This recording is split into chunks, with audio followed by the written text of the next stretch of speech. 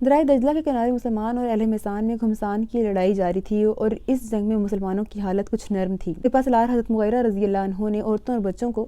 میدان سے کافی دور چھوڑ دیا تھا۔ جب یہ خبر مسلمان خواتین کے خیموں تک پہنچی تو ان میں موجود ایک مجاہدہ حضرت عروہ بنت حارث رضی اللہ عنہا نے ایک ایسی تقریر کی جس سے مسلمان عورتوں میں جوش و ولولہ پیدا ہو گیا۔ مسلمان عورتوں نے اپنے دوپٹوں سے اسلامی لشکر کے پرچم بنائے اور نقاب اوڑھ لیے اور یہ کثیر تعداد کا لشکر میدان جنگ کی طرف چل پڑا۔ مسلمانوں کی نظر جب اس لشکر پر پڑی تو ان کو یہ خیال گزرا کہ اللہ کے حکم سے خلیفہ نے کمک بھیج دی ہے، یعنی کہ مزید فوج بھیج دی ہے، اور جب اہل میسان کی نظر اس لشکر پر پڑی تو ان کو لگا کہ اب ہم جیت نہیں سکتے اور چند لمحوں میں ہی وہ میدان خالی کر کر بھاگ گئے۔